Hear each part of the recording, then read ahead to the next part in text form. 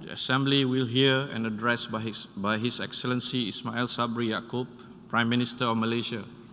I request protocol to escort His Excellency.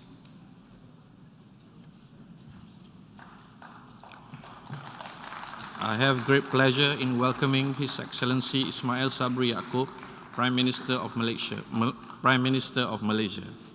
I invite him to address the Assembly. Persilakan, YB. Bismillahirrahmanirrahim. Assalamualaikum warahmatullahi wabarakatuh. Salam sejahtera dan salam keluarga dunia. Pertamanya saya ingin mengucapkan tahniah kepada Tuan Yang Terutama kerana dipilih sebagai Presiden Perhimpunan Agung Pertubuhan Bangsa-Bangsa Bersatu PBB bagi sesi ke-77. Saya yakin dengan kepimpinan Tuan Yang Terutama, sesi kali ini dapat berjalan dengan cekap dan berkesan. Saya juga ingin merakamkan penghargaan kepada Presiden yang terdahulu, Tuan Yang Terutama Abdullah Shahid, kerana menunjukkan kepimpinan yang cemerlang dalam sesi ke-76 meskipun berhadapan dengan pelbagai kekangan dan cabaran. Malaysia menyambut baik tema yang dipilih bagi Perhimpunan Agung PBB pada tahun ini, iaitu suatu detik perubahan, penyelesaian transformatif kepada cabaran bersalin kait. Kami percaya tema ini amatlah bersesuaian dengan situasi yang sedang kita lalui bersama.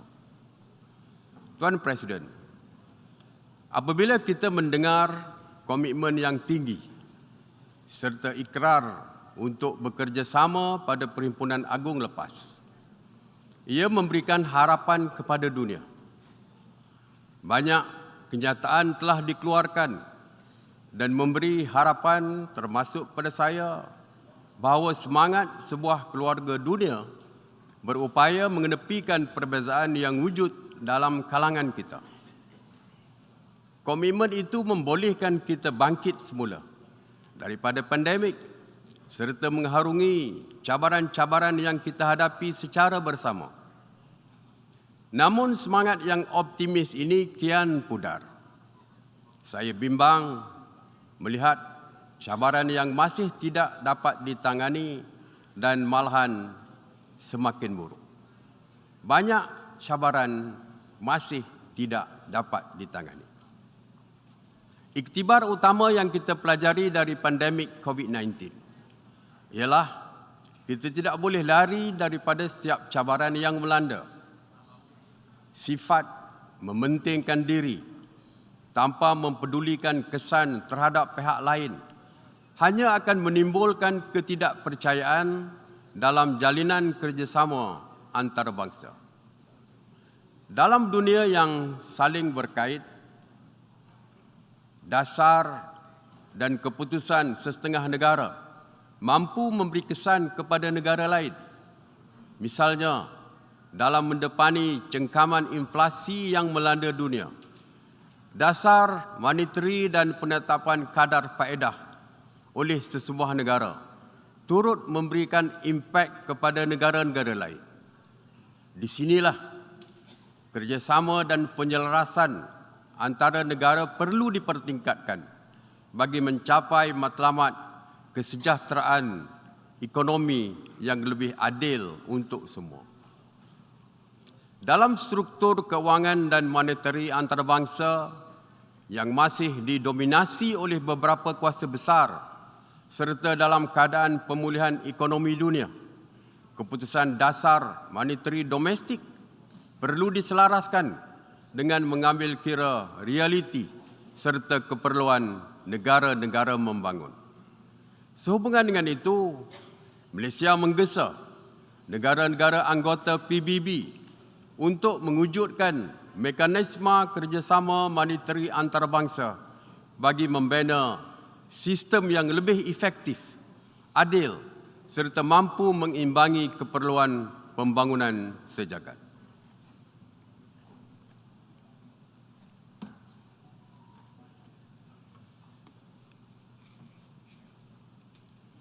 Mr. President, keamanan dan kestabilan adalah penting dalam mengharungi setiap cabaran besar masa kini, baik krisis perubahan iklim, kemiskinan global, mahupun kesan pandemik berterusan. Sehebat mana pun perancangan kita, ia tidak akan bertahan daripada kemusnahan dan pembaziran yang disusuli dengan peperangan moden. Inilah kebenaran yang tidak seharusnya kita lupa. Konflik akan hanya mengakibatkan kesan negatif kepada seluruh dunia. Disebabkan konflik, kini kita berdepan dengan pelbagai masalah seperti kekurangan zat dan sumber makanan. Mendepani isu ini, Malaysia menyeru semua negara untuk memberi penekanan kepada isu sekuriti makanan bagi menjamin sumber makanan yang mencukupi untuk semua. Tuan Presiden, Piagam PBB dan Undang-Undang Antarabangsa wujud untuk menggalakkan penyelesaian damai bagi pertikaian antara negara. Piagam dan undang-undang ini menetapkan hak sesebuah negara dalam mengejar kepentingan diri sendiri. Berdasarkan prinsip itu, Malaysia menentang pencabulan undang-undang antarabangsa, termasuk prinsip kedaulatan dan integriti wilayah sesebuah negara. Apabila tercetusnya konflik, semua pihak bertanggungjawab untuk meredakan ketegangan dan memberikan keutamaan kepada keselamatan dan nyawa orang awam. Pada masa yang sama, pihak yang bertelagah perlu kembali ke meja perundingan untuk menghentikan konflik secepat mungkin. Malaysia tidak bersetuju dengan tindakan pengasingan sesebuah negara daripada pertubuhan antarabangsa. Langkah sedemikian bertentangan dengan prinsip multilateralism dan menghalang dialog. Harga yang perlu dibayar untuk sesebuah peperangan adalah tinggi nilainya. Dengan situasi yang dialami oleh Ukraine, kesannya bukan sahaja dideritai oleh rakyat dan negara itu, malah turut dirasai dunia. Konflik ini telah mengancam keamanan, keselamatan global, ekonomi dan menggugat sekuriti makanan. Malaysia mengalu-alukan pengujudan koridor laluan laut yang membolehkan penghantaran bijiran dari Ukraine. Ini merupakan satu langkah positif dalam menangani masalah sekuriti makanan. Dalam hal ini, Malaysia ingin mengulangi ketegasan agar semua negara, terutamanya kuasa-kuasa besar, supaya mengelak daripada mewujudkan blok pengasingan yang hanya akan mendorong dunia ke kancah perang dingin. Dunia perlu sedar keamanan hanya boleh dicapai melalui dialog dan rundingan. Bagi wilayah Palestin,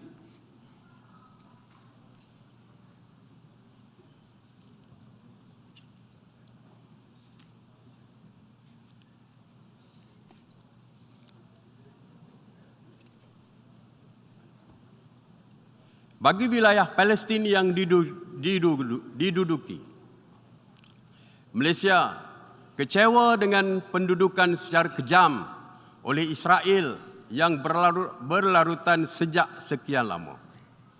Rakyat Palestin terus hidup dalam belenggu dasar-dasar diskriminasi Israel. Penempatan haram semakin berleluasa. Ini bertentangan dengan undang-undang antarabangsa, termasuk Resolusi 2334 Majlis Keselamatan. Hak paling asas rakyat Palestin terus dinafikan.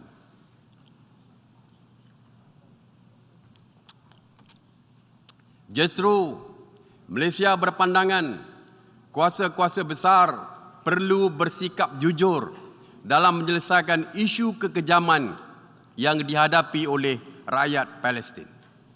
Pendirian tegas itu harus diambil oleh PBB bagi memastikan krisis yang telah berlarutan di bumi Palestin sejak sekian lama dapat diselesaikan dengan segera. Apa yang berlaku hari ini, kebanyakan negara begitu cepat bertindak dalam kes yang berlaku di Ukraine. Malaysia mahu tindakan yang sama harus diambil bagi menyelesaikan isu di Palestin. Israel perlu berhenti menjadi sebuah entiti apartheid. Walaupun kita masih diancam konflik antara negara, kita tidak boleh mengabaikan krisis lain yang berlaku di seluruh dunia. Tunjang kekuatan kepada dunia yang bebas konflik ialah hidup bersama dalam budaya damai, dan Malaysia sebagai sebuah negara yang berbilang kaum, budaya dan agama sentiasa menyokong padu dan memperjuangkan konsep kewujudan bersama yang aman antara pelbagai bangsa, kepercayaan dan budaya. Mr. President, di rantau Asia Tenggara, Malaysia telah memainkan peranan penting dalam penyelesaian konflik. Sebagai contoh, Malaysia terlibat dalam proses damai antara Kerajaan Filipina dan Barisan Pembebasan Islam Moro ataupun MILF sejak tahun 2001. Selain daripada itu, Malaysia juga sentiasa proaktif membantu menyelesaikan pelbagai krisis dan konflik serantau. Namun demikian, Malaysia kecewa dengan situasi di Myanmar sejak tercetusnya rampasan kuasa pada bulan Februari 2021. Amat mendukacitakan apabila Majlis Keselamatan tidak mengambil sebarang tindakan serius dalam menangani situasi ini. Malah ada yang melihat Majlis Keselamatan berlepas tangan dan menyerahkannya kepada ASEAN. Malaysia kecewa tiada kemajuan bermakna dalam pelaksanaan kesepakatan 5 perkara ASEAN, terutamanya oleh pihak junta Myanmar. Dalam acuannya sekarang, kesepakatan 5 perkara ASEAN ini tidak boleh diteruskan lagi.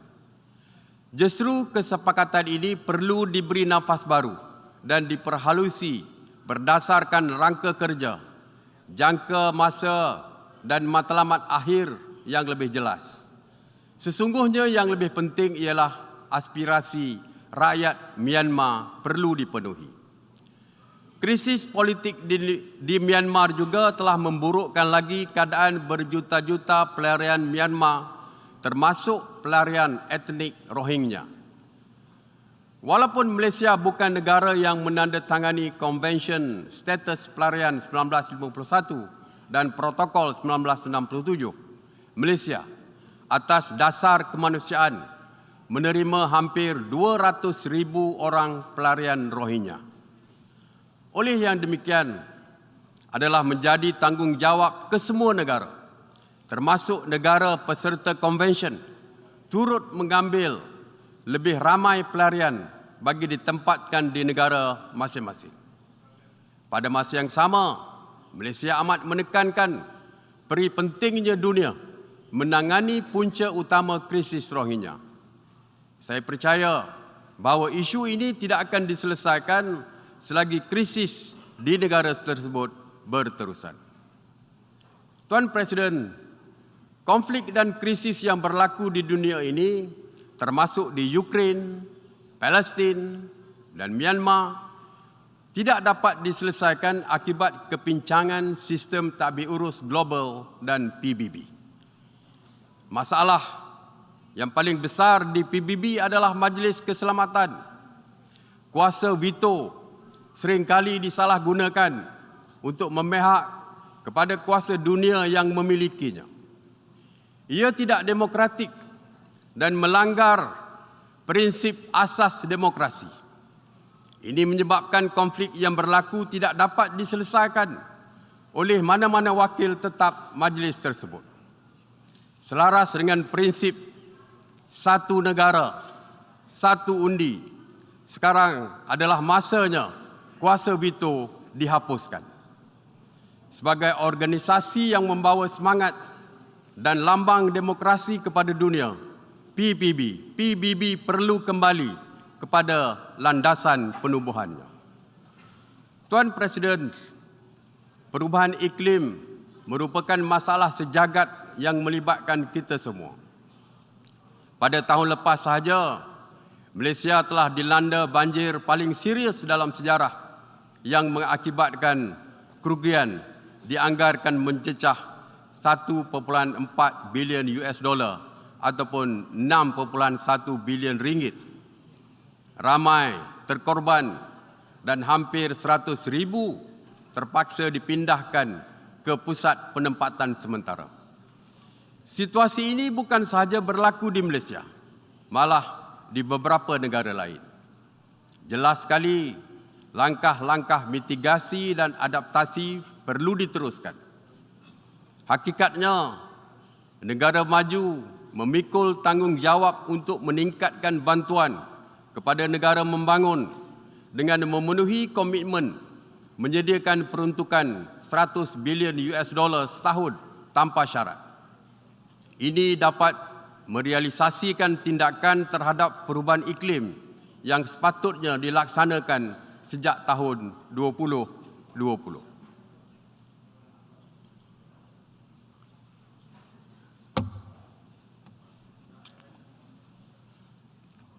COVID-19 telah merencatkan usaha kita dalam mencapai matlamat pembangunan mampan ataupun SDG. Di sini, saya berdiri sebagai negara membangun, menegaskan bahawa pelaksanaan dan kejayaan pembangunan sosioekonomi yang lebih hijau dan mapan akan dicapai dengan sahutan janji yang sama dan inklusif. Hakikatnya, teknologi baru menjadi penggalak kepada sesebuah negara untuk beralih kepada tenaga boleh diperbaharui. Namun begitu, teknologi baru ini perlulah bersifat mampu milik oleh negara-negara membangun. Dalam hal ini, Malaysia komited dalam menjalankan tanggungjawab dan peranannya bagi memastikan pemeliharaan dan kelestarian alam sekitar.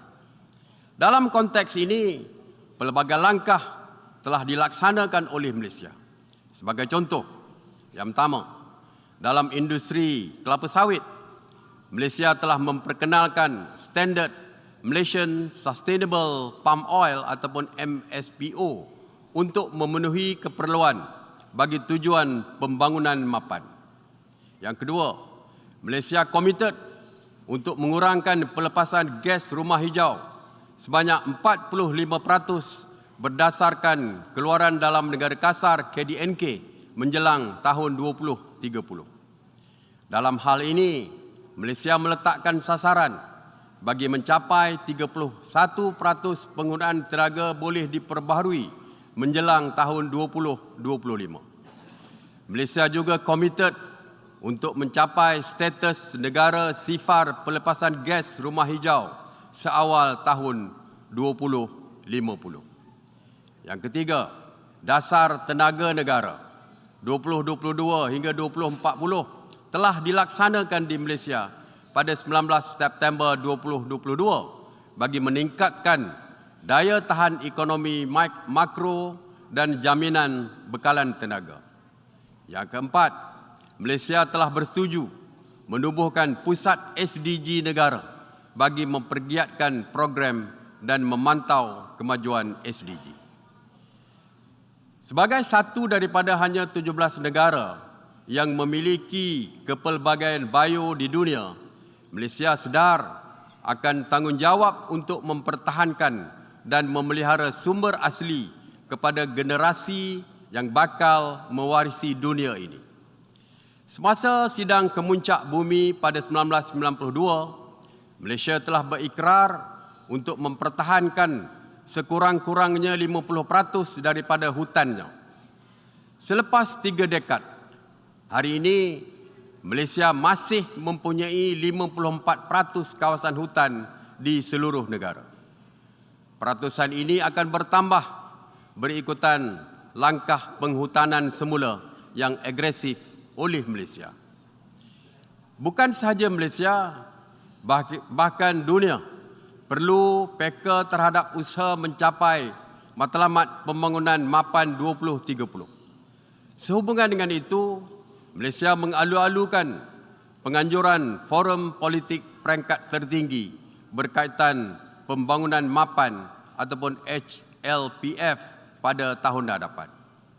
Usaha ini tepat pada masanya kerana ia memberi peluang kepada kita untuk melihat semula apa yang telah dicapai dan apa yang boleh ditambah baik demi kebaikan keluarga dunia. Tuan Presiden, kita semua berkongsi kebimbangan yang serupa terhadap semua isu yang telah saya bangkitkan tadi. Malaysia kekal optimistik. Saya menyeru negara-negara anggota untuk melaksanakan peranan masing-masing dalam mengatasi cabaran yang kita hadapi. Namun, kita harus melakukan bersama-sama seperti sebuah keluarga besar, keluarga dunia. United we stand, divided we fall. Selagi kita bersatu padu dan teguh bersama dalam memikul beban ini, saya pasti kita akan berjaya. Hari ini saya mengajak komuniti antarabangsa bekerjasama dengan mengamalkan semangat keluarga dunia dalam menghadapi cabaran global. Dengan lafaz Bismillahirrahmanirrahim, Tuan Presiden, Malaysia akan terus memberikan komitmen sepenuhnya.